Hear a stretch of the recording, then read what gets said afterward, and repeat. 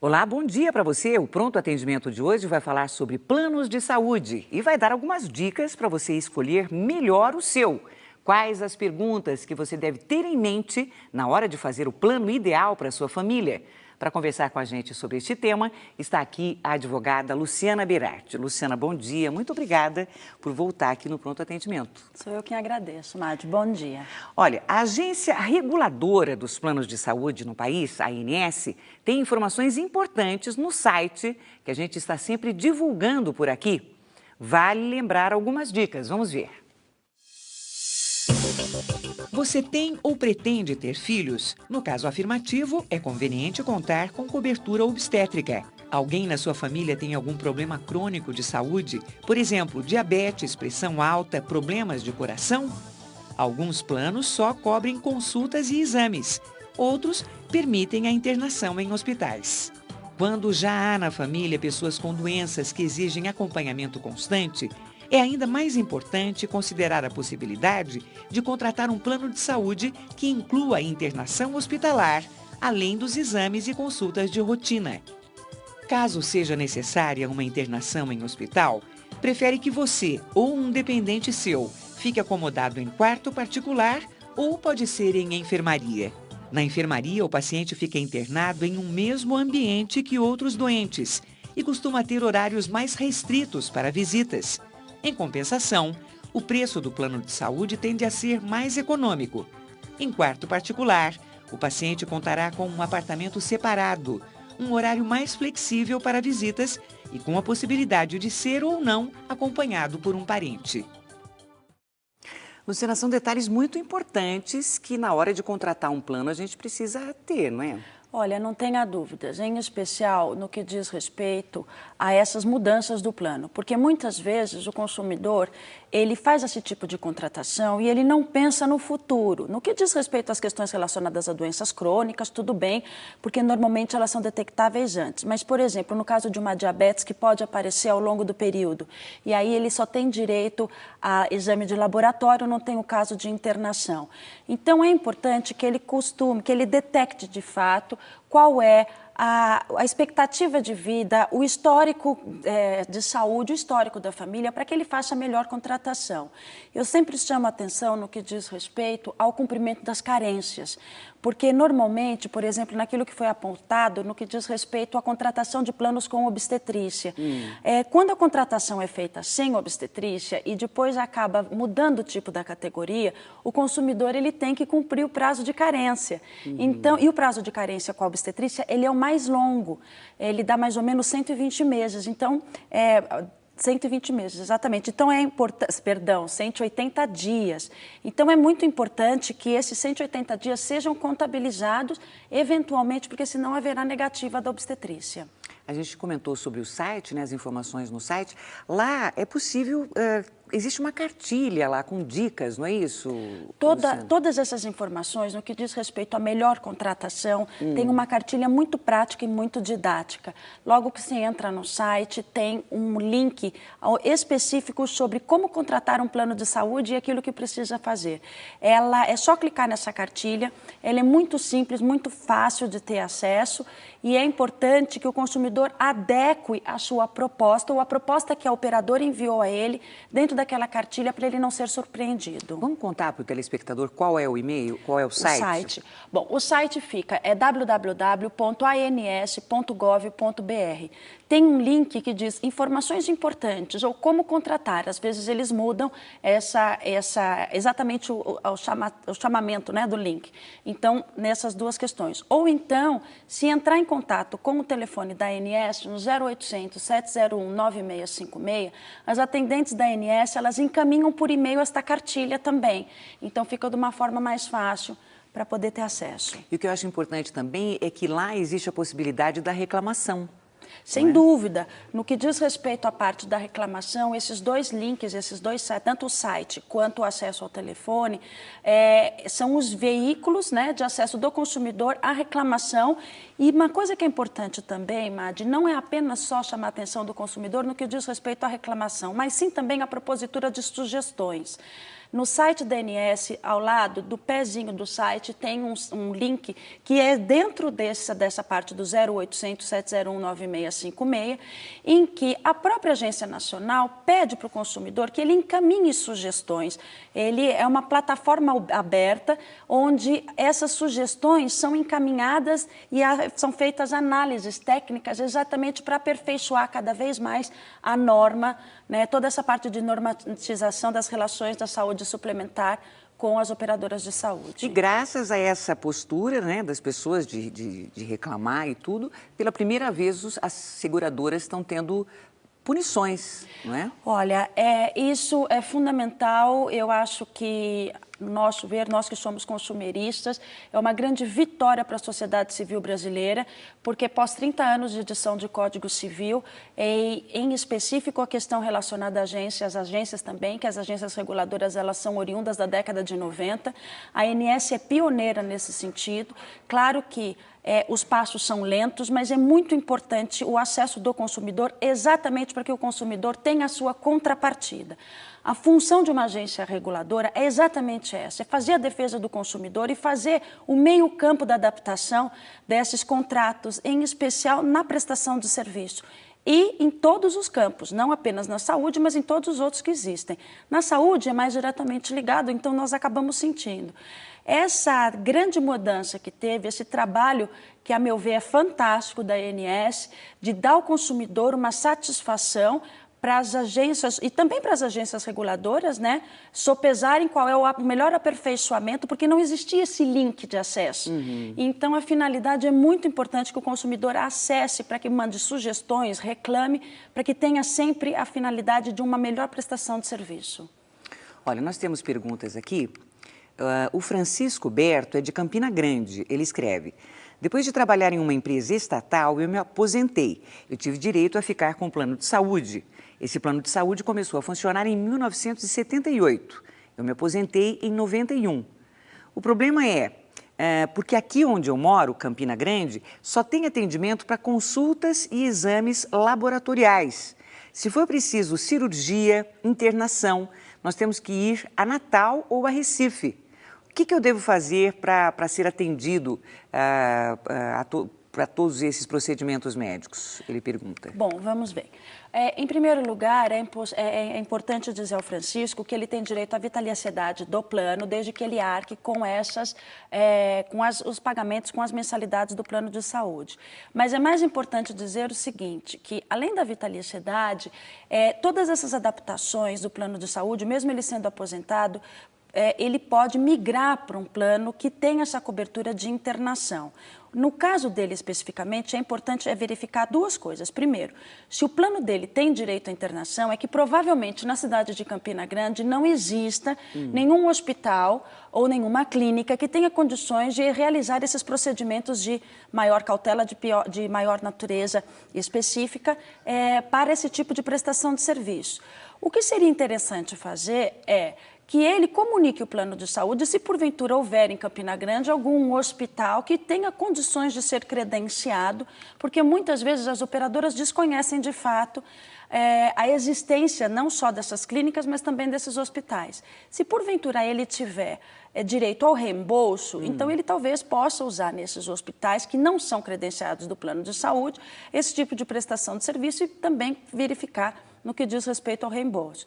E tem também uma terceira opção, que é utilizar esse tipo de serviço em Natal ou em Recife e adaptar o plano dele especificamente para uma outra operadora ou migrar para uma outra operadora que tenha esse tipo de prestação de serviço e que cubra a localidade onde ele está situado. Muito bem. Olha, o Luiz, ele escreve: o meu plano limitou o número de consultas anuais em 6 vezes. Isso é legal? Não, é absolutamente ilegal. A resolução 252 hoje da ANS diz isso claramente. O rol de procedimentos é ilimitado. Na cartilha que nós conversamos hoje no começo do programa, isso está claramente expresso. É importante só lembrar uma coisa ao Luiz: se porventura o plano dele não for adaptado à nova legislação, ou seja, é um plano antigo ou seja, ele não é nem adaptado nem um plano novo. É importante que ele faça, que ele verifique de fato se no contrato existe uma limitação. E se existir uma limitação, que ele comunique à ANS, porque todos esses planos com limitações estão necessariamente passando por adaptações, porque isso hoje já virou pacífico e legalmente não dá para ser aceito. Ok, o pronto atendimento foi às ruas. Vamos ouvir a pergunta que vem lá de Minas. As imagens são da Rede Minas. Matheus Abad, quais são as formas de contratar planos de saúde? Bom, a primeira forma de se contratar plano de saúde, nós temos os planos empresariais, né, os coletivos ou os individuais. Esses planos são sempre contratados através de corretoras.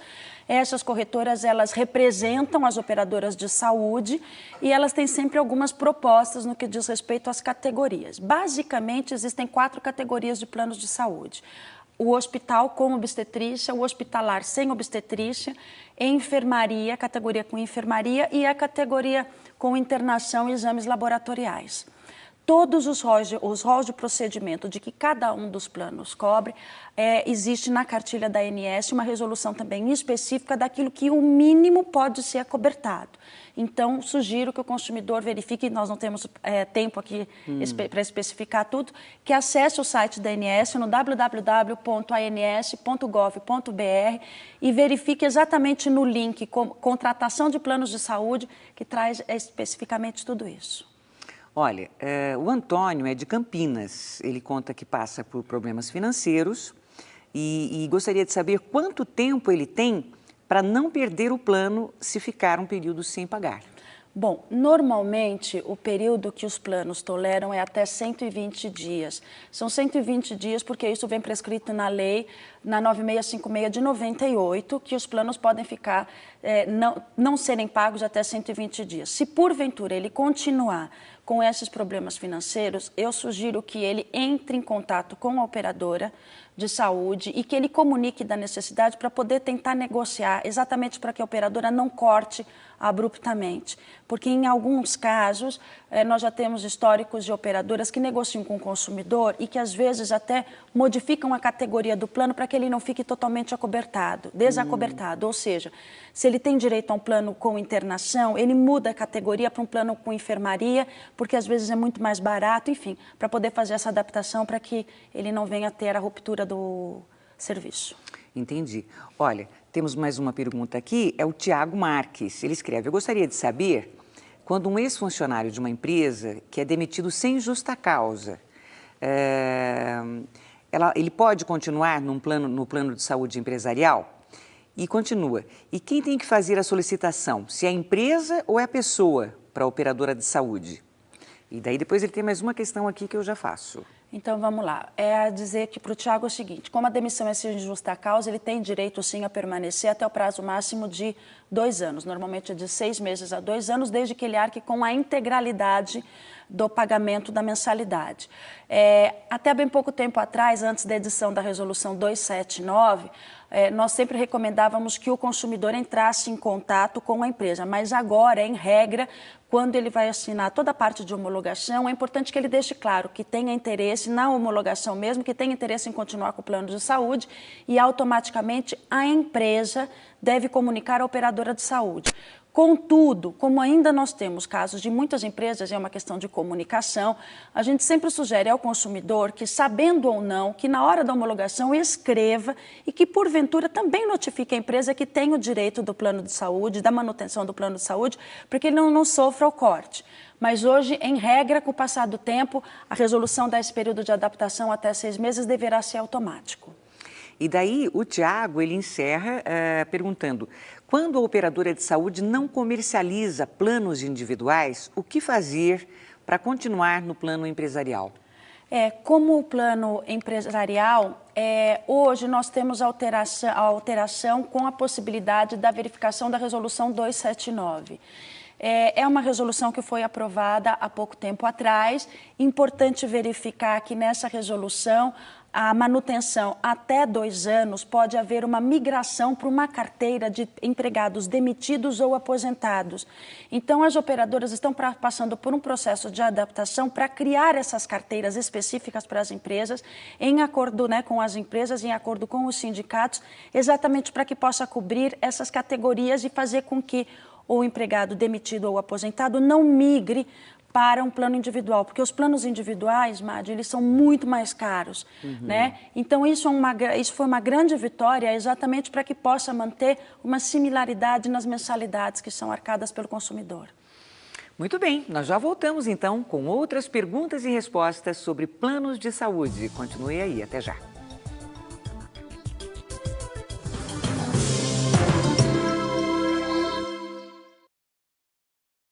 E nós estamos de volta com o Pronto Atendimento. O tema de hoje é planos de saúde e quem está tirando suas dúvidas é a advogada Luciana Berardi. Luciana, a Marília, ela faz uma pergunta que é comum aqui. Uma pessoa idosa ou portadora de uma doença grave pode ser impedida de participar de um plano de saúde? Olha, essa pergunta é fundamental num programa como o Pronto Atendimento, exatamente porque isso é absolutamente ilegal, embora, em regra, quase, nós recebemos sempre reclamações do consumidor exatamente no que diz respeito nesta vedação. As operadoras ainda impedem pessoas com doenças crônicas e pessoas idosas a terem acesso ao novo plano de saúde. Isso é irregular, é absolutamente ilegal, dá ensejo a 2 medidas fundamentais. No primeiro sentido, eu sempre recomendo que faça de fato uma reclamação no 0800 da ANS e também no site, se possível, inclusive por escrito, porque agora, com a nova forma de punição das operadoras, esse é um dos fatores mais relevantes para a punição no que diz respeito ao impedimento da suspensão de comercialização de novos planos.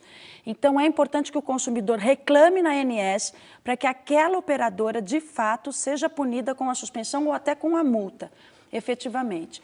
Por um outro lado, o consumidor que estiver nessa situação, é importante que ele se documente com a negativa da contratação e que isso também dá ensejo na esfera judicial a uma ação de danos morais e danos materiais contra a operadora. Olha, a Priscila Cardoso, ela conta, eu tenho esse plano de saúde há mais de 10 anos. Nos últimos meses, eu fui diagnosticada pela minha ginecologista e por meu endocrinologista como tendo gigantomastia. Eu não tenho filhos e já sinto muitas dores musculares nas costas e nos ombros. Eu entrei com um pedido de cirurgia plástica reparadora junto ao plano, mas um dia depois, eles me ligaram dizendo que o pedido tinha sido negado. E ela complementa, segundo a atendente, nenhum tipo de cirurgia plástica é atendida pelo plano. Sendo reparadora e sendo para minha saúde, eu não tenho direito a essa cirurgia, o que eu posso fazer? Mas não tenha dúvidas, a gigantomastia é um dos problemas sérios da mastologia, do problema do crescimento excessivo das mamas da mulher, é cirurgia reparadora, faz parte sim do rol de procedimentos obrigatórios, a operadora que atendeu a nossa consumidora está absolutamente desinformada, então é importante que a nossa consumidora, que ela tenha o número do protocolo, o número da negativa, né, que ela pegue, inclusive, se possível, se ela não tiver o número do protocolo, o RG dessa pessoa, o nome completo e o RG da pessoa com a negativa, porque isso dá ensejo não apenas a uma ação judicial, mas uma reclamação nos órgãos de defesa do consumidor. Olha, a Marília, ela escreve, e a questão tem a ver com o que a gente acabou de falar, sobre os idosos, né? Como agir em caso de reajuste abusivo dos planos para segurados idosos?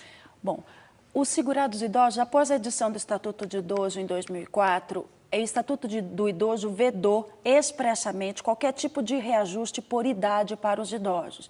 Ou seja, hoje, para a contratação dos novos planos de saúde, nós normalmente contratamos por faixas etárias, mas essas faixas etárias elas já vêm descritas previamente no contrato.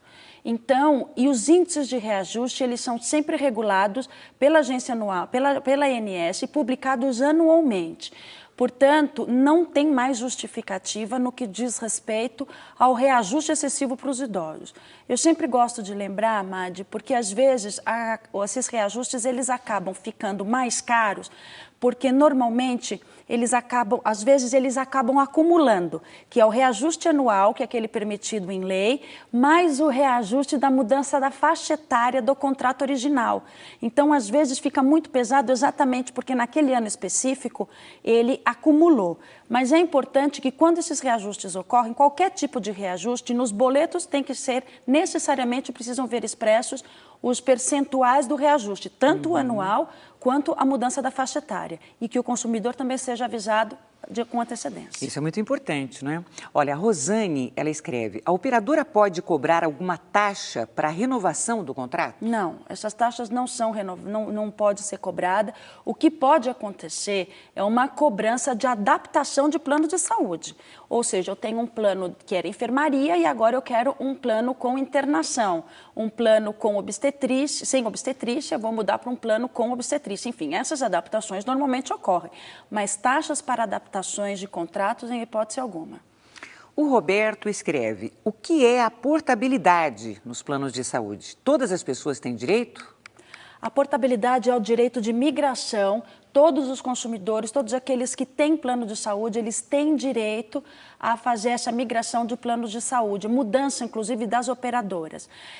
Normalmente, a portabilidade pode ocorrer na data do reajuste do plano de saúde, então é importante que o consumidor verifique quando vence a data do reajuste da data da contratação e que efetue a portabilidade exatamente nesse período de até 3 meses após o aniversário, nós dizemos sempre, né? A data do aniversário. Todo mundo tem o direito à portabilidade, sim, mas também, quando isso ocorre, é importante que comunique a operadora que está saindo para a nova operadora. E uma outra coisa que é importante lembrar ao consumidor. Durante a portabilidade, a nova operadora ela tem direito de rejeitar, né, o novo contrato. Então, quando ocorre isso, é importante que ele comunique à operadora antiga para que ele não fique descoberto nesse período do limbo. Ah, ele tem que avisar. Ele tem que avisar, exatamente. Mais uma pergunta que vem de Minas Gerais. Imagens da Rede Minas, vamos ver. Como funciona a compra de carências no plano de saúde? Compra de carências. Veja bem, a compra de carências no plano de saúde, ela varia de operadora para operadora. Precisa tomar muito cuidado e ter também, né, nós costumamos dizer, um bom corretor para que ele possa lhe orientar, porque muitas vezes o consumidor desavisado, ele acaba achando que ele comprou uma carência de um determinado plano de saúde e ele fica descoberto exatamente por causa desse problema.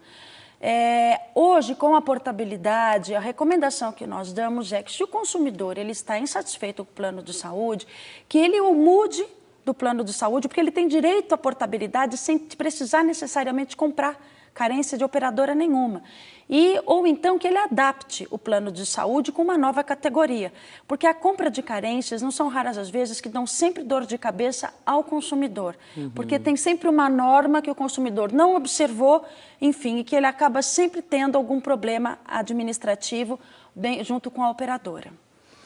Tá, olha, a Selma, ela escreve, o cheque calção é mesmo proibido no atendimento hospitalar? Hoje é lei o cheque calção, houve uma mudança no Código Penal, ok? A exigência do cheque calção nos hospitais é vedado por lei, inclusive na hora da contratação, quando se chega no hospital e vai assinar o contrato, a lei inclusive recomenda que tenha um cartaz expressamente dizendo isso. No caso da exigência do cheque calção, é importantíssimo que faça um comunicado específico, inclusive que chame a polícia, porque é uma lei penal, exatamente. Silvia escreve, contratando hoje um plano de saúde, eu posso adiantar as mensalidades para ter direito a procedimentos médicos que exigem tempo de permanência de vários meses? Essa é uma pergunta interessante e muitas vezes nós já chegamos a observar muitos consumidores que fizeram esse tipo de coisa. A carência é a decorrência do tempo, ou seja, se você adiantar as mensalidades, ela não vai adiantar o tempo. Então, a carência ela vai ser exigida por lei porque faz parte do contrato. Então, não adiante as suas mensalidades porque é perda de dinheiro e você, de qualquer forma, vai ter que cumprir carência. Se o orientador ou se o corretor orientar de uma outra forma, exija que ele tenha um laudo, exija que ele tenha uma declaração expressa da operadora que o período de carência vai diminuir. Caso contrário, não adiante. Certo. Olha, o Carlos Soto escreve: atendimento odontológico é obrigatório nos novos planos de saúde? Depende da contratação. Os novos planos de saúde, eles dizem respeito especificamente à saúde particular, mas os planos odontológicos, eles são contratados em apartado. Alguns planos oferecem isso já dentro, normalmente, da saúde suplementar como um todo, mas normalmente ele vem em à parte. O Celso escreve: a minha esposa faleceu. Minha filha de 7 anos precisa de atendimento psicológico. Atualmente eu moro em São Paulo, mas a empresa onde trabalho é de Salvador. Por isso, o convênio é de lá. O convênio diz que não pode cobrir esse atendimento, esse tratamento psicológico para minha filha. Será que é porque o plano é de outro estado? Existe obrigatoriedade desse tipo de atendimento? O atendimento psicológico agora faz parte do novo rol de procedimentos obrigatórios, até 10 consultas, desde que também venha autorizado que tenha um relatório médico, né, e uma orientação, assim como a fisioterapia.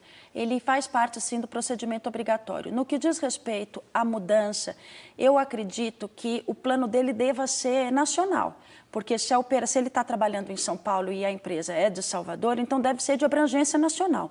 Se, de fato, o plano for de abrangência nacional, está cobertado, sim, pelo novo rol de procedimentos e é importante que ele discuta isso na operadora de saúde, porque ele tem direito ao atendimento psicológico. Porque ele conta aqui que o convênio diz que não pode cobrir, então, de repente, não é nacional, pode ser? Se de fato não for nacional, Daí for regional, aí ele precisaria verificar. Mas eu acredito que seja, exatamente pelo fato dele ser de Salvador, dele estar em São Paulo e a empresa ser sediada em Salvador. Essas empresas normalmente têm planos empresariais de cobertura nacional. O que pode ter acontecido, Madi, é que esse contrato empresarial não tenha sido adaptado à nova lei.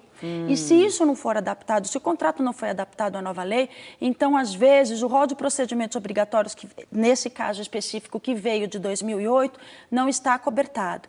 Eu sugiro que ele verifique a data, então, da contratação do plano de saúde, porque se for pós-1996 ou 2004, necessariamente é um contrato adaptado à nova lei e isso faz parte, sim, do rol de procedimentos obrigatórios. Tá bom. Bom, vamos ver agora mais algumas dicas para escolher bem o seu plano de saúde. Você prefere gastar um valor fixo por mês ou prefere pagar um valor menor e se organizar para pagar mais quando precisar usar mais serviços do plano de saúde? Em alguns planos, usando ou não os serviços, a mensalidade será a mesma. Outros cobram uma mensalidade menor, porém acrescentam à mensalidade um fator moderador, que é um valor adicional a ser pago por atendimento, consulta ou exame realizado naquele período. Quanto a família pode gastar com o plano de saúde sem prejudicar as economias?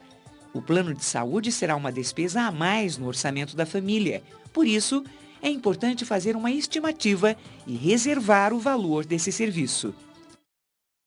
Mais algumas dicas importantes que também são encontradas lá no site, não é, Luciana? Exatamente. É muito importante, inclusive, no que diz respeito aos planos de coparticipação. São chamados planos de coparticipação exatamente esses planos em que o consumidor arca com uma parte da prestação de serviço.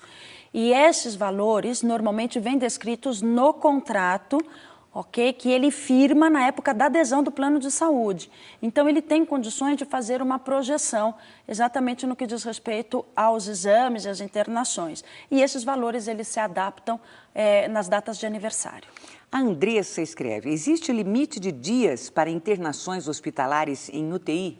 Não, em hipótese alguma. É até importante falar o seguinte: o Tribunal de Justiça aqui do Estado de São Paulo pacificou o entendimento de que, em hipótese alguma, pode haver limitação do tempo.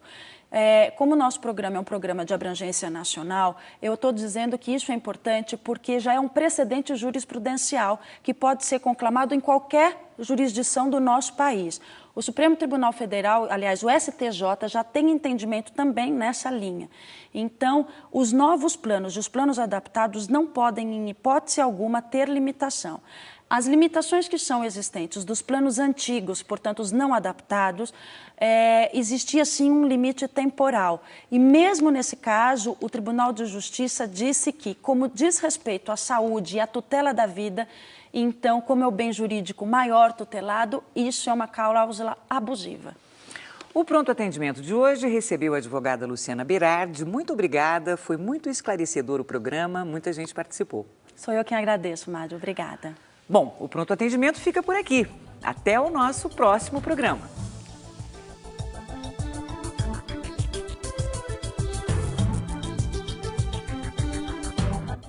O que rola no mundo das artes e espetáculos você confere no Metrópolis hoje, 11h45 da noite.